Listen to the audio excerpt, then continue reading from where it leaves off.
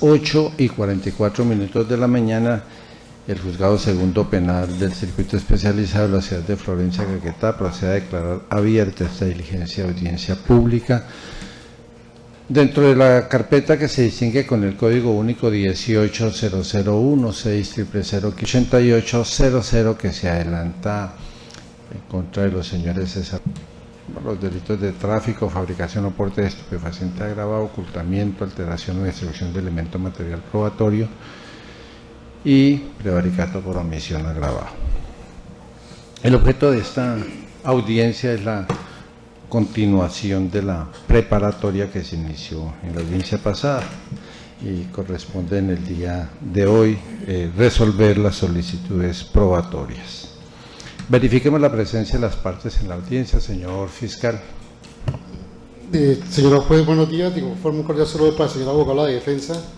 los señores acusados, señor agente del Ministerio Público, el secretario de parte de la Fiscalía actúa Luis Duarte Echeverri, fiscal séptimo especializado de la Dirección Seccional de Fiscalías del Caquetá. Muchas gracias. Señor defensor.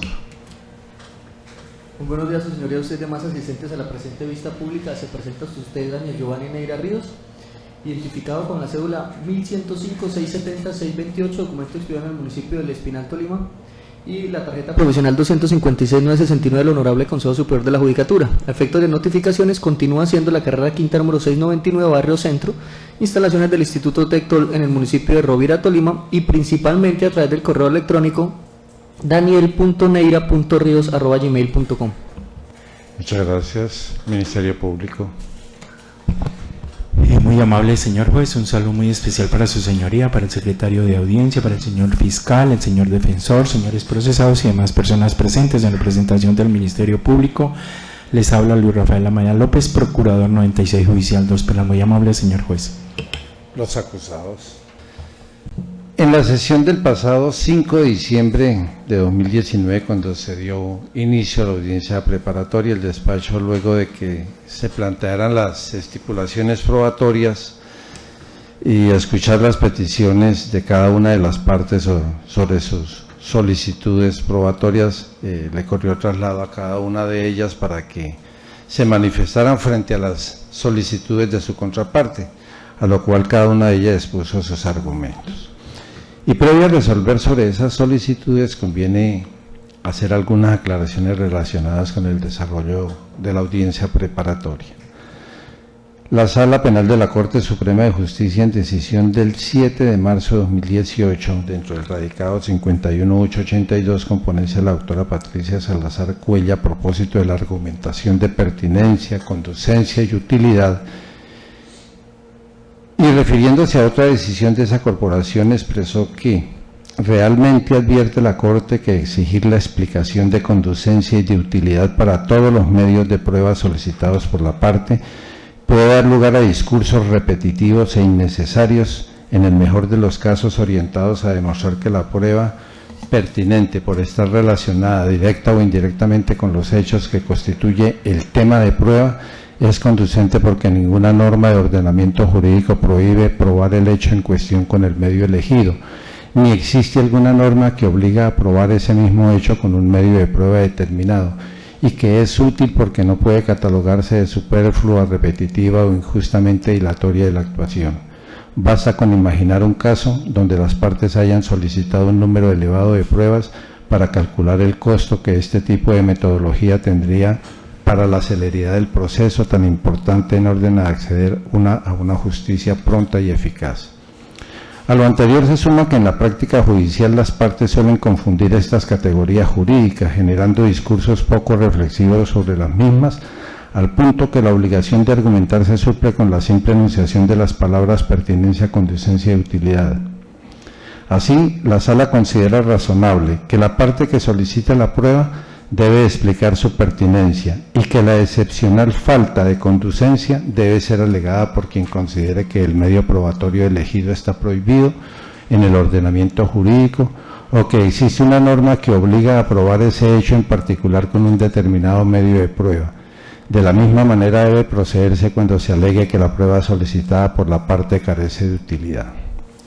Lo anterior para que se evite el estar repitiendo sobre conducencia y utilidad, que muchas veces se convierte en una repetidera de lo mismo, para dejarle a la contraparte que exponga si no es conducente o si carece de utilidad. Veamos lo manifestado por la defensa frente a las solicitudes probatorias de la Fiscalía con relación a la prueba testimonial. Henry Ortega Barreto, con relación a este testigo, refiere a la defensa que él dirá por qué se designó al intendente Montero para llevar a cabo la prueba de PIPH y que quién era el que estaba de turno y por qué no asistió, y que esas explicaciones no nos interesan en este proceso penal, dado que no tiene nada que ver con el hecho de si la sustancia fue alterada o no. Encuentro el despacho luego de analizar las argumentaciones sobre que esa solicitud hizo la Fiscalía, qué razón le asiste al señor abogado de la defensa. Pues luego de señalar que Henry Ortega Barreto explicará el motivo por el cual fue designado Diego Armando Montero para practicar la prueba de PIPH en la incautación inicial, decir quién se encontraba de turno ese día para la práctica de dicha prueba y los conocimientos que se deben tener para adelantar esa prueba, dijo que la prueba era útil precisamente para demostrar el motivo por el cual Diego Armando Montero participó en la misma, al igual que el motivo y las circunstancias por medio de las cuales fueron designados los aquí acusados para atender los actos urgentes relacionados con la primera incautación. Como lo tiene dicho la Sala Penal de la Corte Suprema de Justicia, la utilidad de la prueba se refiere a su aporte concreto en punto del objeto de la investigación, en oposición a la superfluo o intrascendente, y en este caso el despacho no encuentra, y la Fiscalía no lo dijo, cuál es la importancia para este caso, el explicar las razones por las cuales Diego Armando Montero fue designado para practicar la prueba de PIPH en la primera incautación de la sustancia, por lo que la misma se inadmitirá, y es que, como lo expuso la defensa, el señor Montero ha sido citado como testigo y en su declaración podrá dar las explicaciones del caso. Nelson Lozada Rojas. Para el señor defensor se trata de otro conductor, como que fue la misma Fiscalía quien utilizó ese término de otro conductor, por lo que de entrada dice se trata de una prueba repetitiva, quien vendrá a contar que condujo la camioneta y en la que se transportó Jairo Velázquez hasta la Fiscalía y que fue quien lo llevó hasta la cárcel. Expone la defensa que con relación a decir quiénes eran los encargados de custodiar la sustancia, para eso viene el teniente Reyes Solano y el fiscal Stein Tafur, quien podrá decir a cargo de quién vio la sustancia, por lo que un conductor no es la persona más idónea para dar esa información, y que si lo que se requiere es saber qué fue lo que realmente pasó con esa sustancia, ello se puede indagar con otros testigos. Encuentra el despacho que en este caso la Fiscalía quiere demostrar cómo fue el transporte de la sustancia, ya no dentro de las instalaciones de la brigada, sino fuera de la brigada, desplazamiento en el cual este testigo fungió como conductor del vehículo donde se transportó, donde se transportó tanto la sustancia como el detenido, pero para declarar sobre esos pormenores vendrá a declarar Guillermo Andrés Oliva Villa, quien se encontraba presente al momento del hallazgo de esa sustancia, que según la Fiscalía tiene conocimiento del movimiento de la misma durante los días 15 y 16. Él fue quien participó en la requisa del camión, acompañó a los acusados como apoyo durante los 2 días siguientes, declarará sobre la fecha y los sitios a los cuales se desplazaron, las diligencias que adelantaron, a qué sitios se dirigieron y en qué empaques cargaban la sustancia ilegal, por lo que en este sentido el testimonio de Nelson Lozada Rojas, además de repetitivo, no demuestra qué más pueda aportar diferente a lo que deponga Oliva Villa, por lo que su testimonio será inadmitido. Iván Darío Fonseca Ramírez. Para la defensa se trata simplemente de un capitán del ejército que simplemente reportó a sus superiores un positivo respecto de la incautación de una sustancia, lo que carece de relevancia para la demostración o no de lo que en este proceso se trata, o en otras palabras de lo que es el tema de prueba, que llegara a demostrar si por parte de los acusados existió o no manipulación, adulteración o apropiación de la sustancia que fue incautada. En la solicitud la Fiscalía dice que en efecto este oficial del Ejército para la época de los hechos se desempeñaba como comandante de la 7ª Compañía Motorizada de Control Vial y que es quien firma el informe del resultado operacional, que estuvo durante el hallazgo de la sustancia en el camión y la captura de Jairo Velázquez Marín. Indica la Fiscalía que este oficial tiene conocimiento de las circunstancias posteriores y que dieron origen a este caso, y que es catalogado como testigo presencial de unas circunstancias posteriores y que por eso con ello pretende demostrar la ocurrencia de los hechos y la manipulación por parte de los acusados de la sustancia incautada. Entonces, desde ese punto de vista, esto es sobre lo que le conste como testigo presencial de que la sustancia fue manipulada por parte de los acusados, se decretará su testimonio, pero no para que venga a declarar a fondo sobre el hallazgo de la misma, cómo la encontraron, cómo se encontraba, a quién capturaron, dado que sobre ello ya hay suficiente claridad al punto que existe un condenado por esos hechos, o tampoco para que su declaración de posible conocimiento de manipulación de la sustancia la haya recibido por parte de terceros. Tampoco para que vaya a introducir al juicio el informe de resultado operacional como lo dijo la Fiscalía, porque ello tampoco es relevante para este caso. Con esa salvedad se decreta el testimonio del capitán Iván Darío Fonseca Ramírez. Fabián Vergara Mur. Respecto a este funcionario de Policía Judicial del CTI, la defensa refiere que no ve qué pueda aportar o cuál es su utilidad, dado que su labor se limitó a la toma de fotografías en el momento en que la funcionaria Carolina Murcia le practicaba la prueba de PIPH a la sustancia que fuera incautada en el momento en que iba a ser destruida, es decir, en el momento en que se produce la segunda incautación.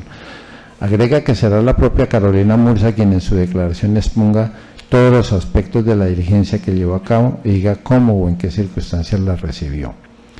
Veamos qué dijo o qué argumentó la Fiscalía para solicitar la práctica de este testimonio. Señaló que Vergara Mur es un investigador del CTI y que realizó la fijación fotográfica de la diligencia de PIPH a la sustancia incautada el 21 de octubre de 2016, es decir, registro fotográfico a la diligencia adelantada por Carolina Murcia, al igual que el pesaje de la misma, y que sirve para refrendar e ilustrar lo que se hizo en esa diligencia, la cual se adelantó en el mismo sitio donde iba a ser destruida. Añade que con ese testimonio se pretende introducir el álbum fotográfico.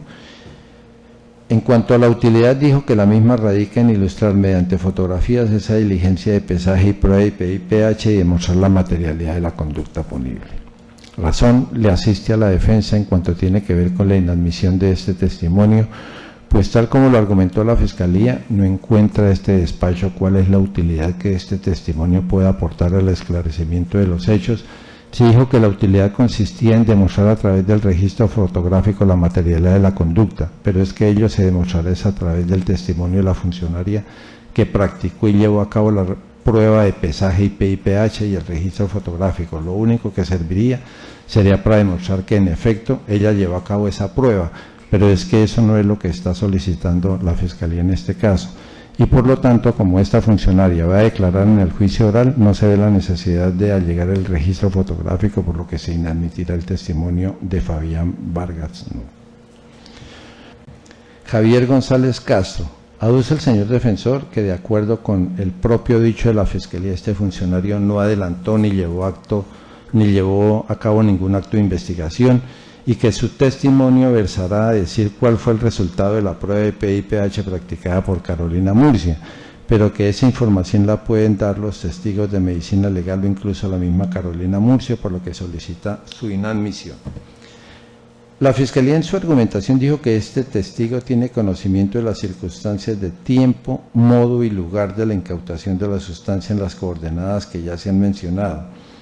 que como él estuvo en ese lugar podrá indicar sobre el hallazgo de un faltante de sustancia estupefaciente, la cual se pretendía destruir el 21 de octubre de 2016. Dirá el sitio y la hora de la diligencia, quiénes se hallaban presentes, quién ordenó incautar la sustancia, quién adelantó la prueba de PIPH y cuáles fueron los resultados. Si los acusados se encontraban presentes en esa diligencia, qué actitud asumieron cuando la incautaron y dirá por qué se encontraba en ese lugar. Obsérvese entonces que de acuerdo al argumentado o a la argumentación de la Fiscalía, este testigo declarará sobre aspectos que no se ha dicho sobre otros testigos, como que dirá por qué llegaron a ese sitio a incautar esa sustancia y por orden de quién estaba ahí presente cuando llegaron, si los dos acusados se encontraban allí en ese momento y en qué condiciones, qué actitud mostraron cuando se les incautó la sustancia. Obviamente que sobre la práctica de esa prueba de PIPH solo podrá decir si le consta o no si que la misma se llevó a cabo, pero quién y por quién, pero no sobre el resultado de la misma, pues ello es del resorte de la funcionaria que la practicó. Entonces, si bien no lleva a cabo actos de investigación, sí es testigo de esas circunstancias en que esa diligencia se llevó a cabo, y sobre ese concreto tema es que versará su declaración, por lo cual se decretará. Carlos Alberto Ortiz solicita la inadmisión de este testigo, dado que expone que la Fiscalía refirió que fue quien realizó un álbum fotográfico con el que se llevó a cabo un reconocimiento fotográfico, y es para que acuda al juicio oral a decir a quién reconoció el testigo, pero que eso no lo puede hacer quien realiza el álbum fotográfico, ya que lo único que puede explicar es cómo creó, cómo fabricó ese álbum, porque si dice lo que el testigo dijo se convierte en una prueba de referencia. En la solicitud de esta prueba, la Fiscalía expone que este funcionario fue el encargado de elaborar 4 álbumes fotográficos con los que se llevó a cabo diligencia de reconocimiento fotográfico o de uno de los procesados, y lo requiere para ingresar al juicio estos álbumes. Entonces, desde ese punto de vista, el despacho admitirá el testimonio con ese único fin de que introduzca los álbumes, para lo cual se deberán sentar las bases para ello. Obvio que, como lo advierte la defensa, no es para que diga lo que dijo el testigo o a quien señaló. Reinerio Vargas Arias solicita su inadmisión, dado que considera que la Fiscalía no argumentó cuál es su utilidad, ya que solo va a contar sobre unos actos de investigación que realizó y a introducir unos informes relacionados o que tiene que ver con los numerales 29 y 40 del escrito de acusación, señalando que pretende con ello establecer la responsabilidad de los acusados, que eso es competencia del juez. En fin, concluye que no dijo cuál es la importancia de esos informes o cuál es el aporte de esa prueba. Uno de ellos, dice, tiene que ver con la consulta a la página web de la Registraduría sobre los cupos numéricos de los acusados, cuando previamente la plena identidad de lo mismo ya fue objeto de estipulación.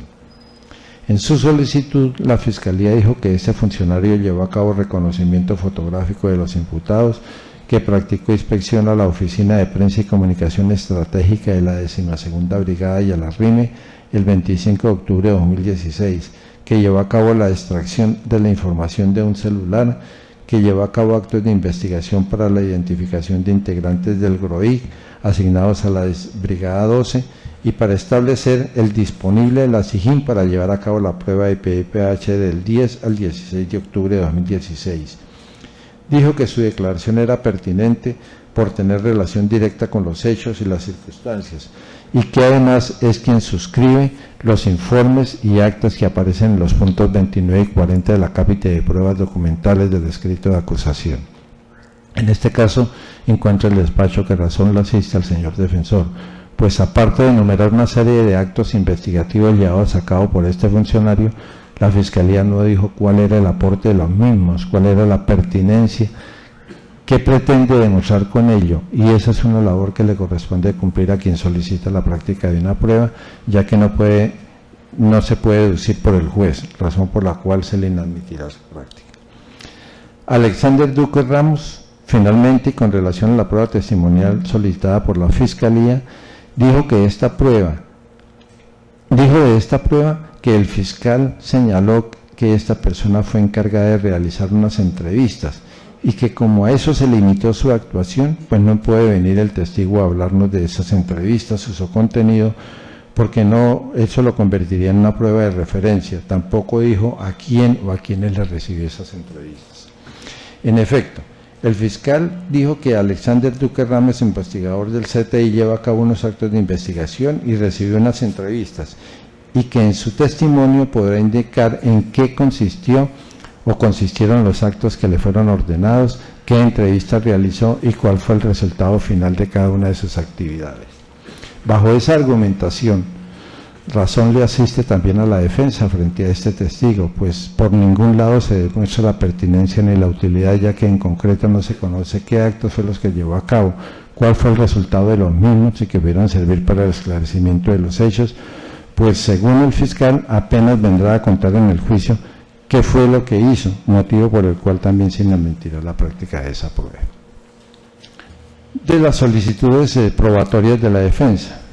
solicitó el testimonio de Jairo Velázquez Marín, persona que fue capturada inicialmente con la sustancia objeto de discusión en este proceso y que se encuentra privada de la libertad prueba cuya práctica será decretada por encontrar el despacho que en primer lugar no tuvo oposición por la Fiscalía y que además, atendiendo a la exposición de la defensa, la misma resulta pertinente, tiene relación con los hechos, como que en efecto fue a quien se le incautó la sustancia que transportaba en un camión. La misma es conducente y además resultará de utilidad porque puede ayudar al esclarecimiento de los hechos. En esa forma se da respuesta a las solicitudes efectuadas por las partes. Por lo tanto, el Juzgado Segundo Penal del Circuito Especializado de la Ciudad de Florencia, Caquetá, resuelve primero inadmitir las siguientes solicitudes probatorias hechas por la Fiscalía: los testimonios de Henry Ortega Barreto, Nelson Lozada Rojas, Fabián Vergara Mur, Reinerio Vargas Arias y Alexander Duque Ramos. Segundo, admitir y ordenar la práctica de las demás solicitudes probatorias de la Fiscalía con las aclaraciones efectuadas en la parte motiva de esta decisión. Tercero, admitir y ordenar la solicitud probatoria efectuada por la defensa, que es el testimonio de Jairo Velázquez Marín. Cúmplase el juez Hernando Garzón Rodríguez. Esta decisión se notifica en estrados, contra la misma procede el recurso de ley, aclarando que conforme a decantada decisión de la Corte Suprema de Justicia Sala Penal, el recurso de apelación procede únicamente para la denegación de pruebas, no para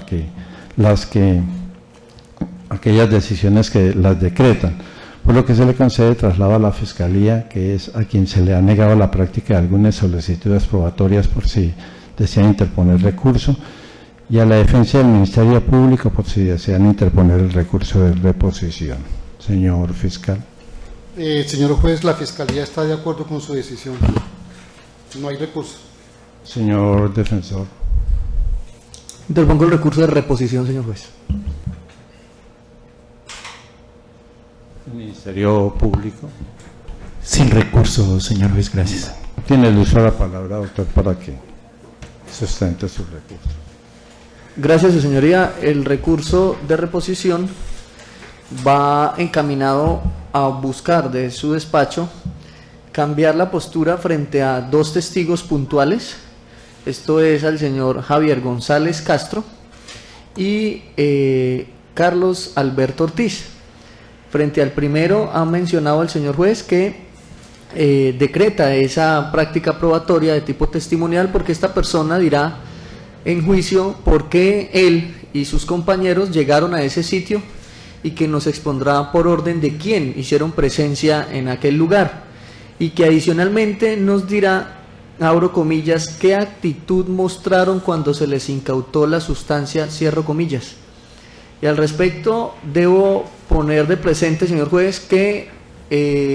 en procesos como el que nos ocupa, que giran en torno a conductas como el tráfico y porte de estupefacientes, no nos interesa en lo absoluto la actitud que haya mostrado una persona al momento de la incautación, porque ha sido de público conocimiento, y lo traigo a manera de ejemplo para argumentar mi recurso, una diligencia en donde juez y defensor se pusieron a llorar en plena diligencia ante el relato de la tortura y violación de un bebé. Y si quienes tuvimos la oportunidad de ver ese video que salió en todos los medios de comunicación, la persona que se estaba procesando tuvo una total tranquilidad, mientras que el juez que imponía la medida de aseguramiento no paraba de llorar, lo mismo que su defensor. Es decir, que esto lo traigo a colación para exponer que la actitud que una persona puede tomar no hace ni más probable ni menos probable la comisión de la conducta, porque la tranquilidad que tenía esa persona mientras le imponían una medida de aseguramiento y se allanaban los cargos era de tal tranquilidad que si no fuera por el uso de la corbata yo pensaría que quien estaba siendo objeto de la medida de aseguramiento y procesado era el abogado defensor. Por la corbata y su traje deduje que él era el abogado, pero esa situación pues es lo que me permite exponerle, señor juez, que la actitud que una persona muestre en una situación distinta y menos traumática como la incautación de una sustancia no brinda ningún aporte en aspectos relacionados con la eventual responsabilidad de mis clientes en este asunto. Ahora bien, si esta persona, Javier González Castro, va a venir a decirnos por orden de quién llegaron al sitio, entiendo a la finca donde se iba a realizar la destrucción, pues precisamente viene a estos estrados la doctora Carolina Murcia Plazas, que pues si estuvo allí practicando la prueba PIPH, ello no fue una actividad laboral que ella quisiera desarrollar a mutuo propio, ni porque ese día amaneció con ganas de hacer una prueba PIPH y cogió para la finca, sino que ella misma, al momento de exponer qué actividades desarrolló en aquel lugar donde se iba a realizar la destrucción, pues es ella la que nos dirá quién la convocó a ese lugar, dónde la recogieron, quién la llevó, cuál era la misión, y responderá a ese interrogante de por orden de quién hizo presencia allí. Y como ella sí hizo un acto de investigación de suma importancia, como la práctica de la prueba y su pesaje, pues ella que estuvo allí y que la demostración de que estuvo es su actividad laboral, pues nos dirá con quiénes llegaron a ese sitio y por qué llegaron allí. Por lo tanto, considero que Javier González Castro continúa haciendo una actividad de tipo repetitivo, y nuevamente traigo entre comilladas lo que dijo el señor fiscal en la solicitud. Abro comillas: no adelantó ningún acto de investigación o acto urgente. Su misión fue la de acompañar a los funcionarios del CTI, cierro comillas. Eso fue lo que dijo el señor fiscal en la solicitud. Y pues, como ya lo he dicho, esos datos de por qué estuvieron y por orden de quién serán resueltos, incluso no solo por Carolina Murcia, sino que además el señor juez decretó las demás solicitudes probatorias del señor fiscal. Esto es la declaración del señor intendente Montero, quien también hizo pruebas de PIPH allí en aquella finca o sector donde iban a realizar la destrucción. Entonces Montero también nos podrá decir si fue que él estuvo allá porque quiso, o si fue que alguien lo invitó, quién lo convocó, quién le dio la orden, en tanto que como funcionario de Policía Judicial de la SIJÍN, pues no podría hacer ningún tipo de desplazamiento porque quisiera. Entonces, por tal motivo, este señor Montero y la señora Carolina realizarían la explicación que el señor Javier González Castro pues estaría siendo admitido con esa misma finalidad. Y lo que tiene, por tal motivo, su señoría, le solicito reponer la decisión y inadmitir ese testimonio, porque evidentemente es repetitivo y no tendría ningún valor probatorio en realidad, menos si se trata de alguien que nos viene a contar acerca de la actitud. Porque pueda que nos diga que mi cliente, el señor Acosta, mi otro cliente, el señor Placer, en medio de la incautación, eso no significa que hayan sido ellos quienes hayan hecho alguna modificación en la sustancia. Puede ser el impacto psicológico que produce enterarse de una noticia de que existe una irregularidad con un elemento que estaba bajo su custodia. O puede que nos cuente que se rieron, pero resulta que es que hay gente que cuando le dan nervios se ríe, otros se pasman y no hablan. Entonces, mientras el señor Javier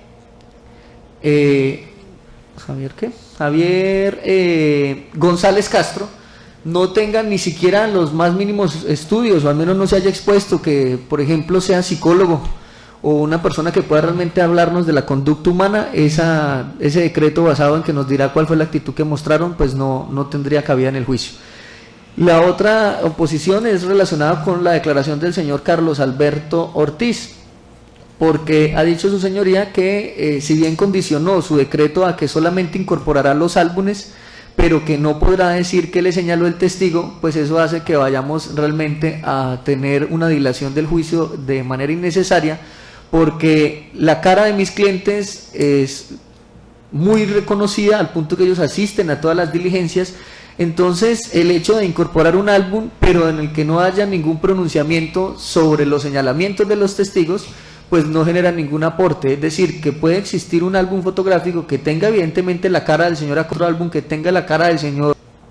pero el álbum fotográfico así por sí solo no nos hace ni más ni menos probable que estas dos personas estén realmente inmersas en alguna conducta punible, porque en el álbum fotográfico todos conocemos que lo único que se necesita es obtener la foto real de las personas que están siendo objeto de investigación y unas fotos de personas parecidas. Por tal motivo es obvio que en el álbum fotográfico estarán las dos fotos de los acusados en este asunto, pero ese solo hecho de la existencia del álbum no brinda en realidad ningún aporte, porque listo, viene el señor Carlos Alberto Ortiz y dice la foto número 6 corresponde a, y en el otro álbum la foto número 1 corresponde al señor, y surge la pregunta, ¿y cuál es el aporte de eso? Sí, lo estamos viendo todos en la diligencia. Entonces, esos álbumes fotográficos considero que la manera adecuada de haberlos incorporado sería a través de quienes en su momento, al exponerles el álbum fotográfico, pues hicieron algún tipo de señalamiento. Es más, señor juez, en caso de que realmente se quisiera un señalamiento, pues los testigos van a venir a la diligencia y podrán decir a viva voz, tanto el señor Oliva como el capitán del ejército, o incluso el mismo fiscal Stein, si las personas que tienen al frente son realmente. Por tal motivo considero que frente a Carlos Alberto Ortiz no generaría realmente ningún aporte al juicio oral. La incorporación de los álbumes no genera ningún aporte para determinar si existe o no responsabilidad de mis clientes. Son esas las únicas dos oposiciones que realizo frente a su decisión, señor juez. Lo dejo a su consideración, que rogando que, como se extrae de mi presentación, que lo que se busca es que se cambie la decisión, es decir, que en vez de admitirla se inadmitan. Muchas gracias. Como no recurrente, ¿la Fiscalía quiere hacer alguna manifestación? No, señor juez, no es necesario. ¿Y el Ministerio Público? Sí, señor juez. Inicialmente, para señalar que tanto el artículo 357 de la ley 906 como el artículo 375 de la misma ley 906 de 2004 señala que las pruebas solicitadas en la audiencia preparatoria pues son con el fin de demostrar los hechos de acusación, al igual que hagan referencia directa o indirectamente a los hechos que se van a debatir en la etapa del juicio. Frente a los dos testimonios que el señor defensor está objetando, que su señoría admitió los testimonios de Javier González Castro y de Carlos Alberto Ortiz, en sentir del Ministerio Público, ambos tienen que ver con los hechos aquí investigados. El primero, Javier González Castro, según los argumentos de la Fiscalía, hacen referencia a las circunstancias de tiempo, modo y lugar en que se realizaron estos hechos. Y si bien es cierto que Carolina Murcia Plazas y Diego Armando Montero vienen a declarar, pues seguramente Javier González Castro pues viene igualmente a narrar lo que le conste frente a estos hechos. Por lo tanto, estima el Ministerio Público que no es repetitiva esta prueba. Frente al testimonio de Carlos Alberto Ortiz, que señala el señor defensor que únicamente es para incorporar los álbumes fotográficos, pues en sentir del Ministerio Público advierte que pues es importante de que este testigo o este declarante venga a manifestar o a señalar o a incorporar estos álbumes fotográficos que si bien es cierto, según la defensa, no son importantes para la responsabilidad o no de sus clientes, sin embargo sí pueden ser útiles para la Fiscalía y para, desde luego, para sustentar su teoría del caso por parte de la Fiscalía. Por lo tanto, el Ministerio Público le solicita de manera respetuosa al señor juez que mantenga su decisión, que no reponga estos dos testimonios, que los mantenga en firme. Esto es el de Javier González Castro y Carlos Alberto Ortiz, desde luego respetando los argumentos del señor defensor. Muchas gracias. El despacho, luego de escuchar la argumentación presentada por el señor defensor, así como de los no recurrentes, observa en primer lugar que con relación al testimonio del señor Javier González Castro, en efecto no viene con la calidad de un experto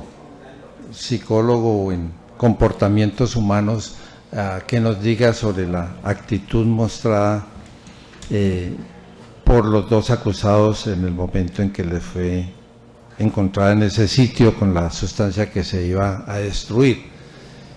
Y como lo refiere el señor defensor, de las actitudes que muestran las personas ante el momento en que son encontradas pueden ser diferentes, cada uno de acuerdo a su forma particular de ser, mostrará una actitud diferente, por lo que no siendo una persona experta podrá darnos luz sobre qué fue lo que sucedió allí. Y si lo que se pretende con el juicio oral es, con la audiencia preparatoria es precisamente depurar la cantidad de pruebas y la calidad de las mismas que vayan a entrar al juicio oral, pues se debe evitar entre ellas las que sean superfluas o resulten repetitivas. Y si lo que nos va a venir a decir en efecto es por orden de quién llegaron allí y qué personas se encontraban en ese sitio. Carolina Murcia, que fue quien realizó la prueba de PIPH, pues ella debió llegar allí con una orden de policía judicial y efectivamente podrá indicarnos quién le dio la orden y por qué llegaron allí. Además que Montero también podrá declarar sobre esos mismos hechos. Entonces, bajo ese punto de vista, realmente el despacho considera que le asiste razón al señor defensor, porque no sabe cuál es tanto el aporte que pudiera brindarnos el señor Javier González Castro. Y en cuanto hace a Carlos Alberto Ortiz, que fue que elaboró unos álbumes fotográficos para reconocimiento fotográfico respecto de los dos acusados, el artículo 253 de la ley 906 dice: en los casos que se impute la comisión de un delito a una persona cuyo nombre se ignore, fuere común a varios o resulte necesaria la verificación de su identidad a la policía judicial previa autorización. Perdón, ese es en fila de personas. El 252 dice: cuando no exista un indiciado relacionado con el delito o existiendo no estuviera disponible para la realización del reconocimiento en fila de personas o se negare a participar en él, la policía judicial podrá para proceder a la respectiva identificación podrá utilizar cualquier medio técnico disponible que permita mostrar imágenes reales, fotografías, imágenes digitales a videos. Para realizar esa actuación se requiere la autorización previa del fiscal. Y entonces allí dice cómo se hace ese procedimiento, que es exhibiéndole al testigo un número de fotografías. Pero encuentra el despacho que en este caso, desde un principio, los dos señores acusados siempre han estado disponibles. Desde un principio sabe su identidad, en qué entidad trabajaban, qué elaboraban, qué labores llevaban a cabo. Y entonces no encuentra el por qué, porque la Fiscalía tampoco lo dijo, se hicieron esos álbumes fotográficos y por qué se sometieron a reconocimientos fotográficos. Y desde ese punto de vista también el despacho encuentra innecesaria el ingreso de esos álbumes fotográficos que tuvieron como fin la identidad como método de identificación de los dos procesados. Además que, como lo refiere la defensa, los testigos que vengan, entre ellos Carolina Murcia y Montero y los otros, irán a decir si ellos eran quienes estaban presentes allá cuando llegaron a practicar la diligencia o no. De esta forma, el despacho repone su decisión tomada en el día de hoy para señalar que, aparte de la inadmisión de los testigos que ya se mencionaron, se agrega también la inadmisión de Javier González Castro y Carlos Alberto Ortiz. Sí. Esta decisión queda comunicada en estrados, contra la misma no procede ningún recurso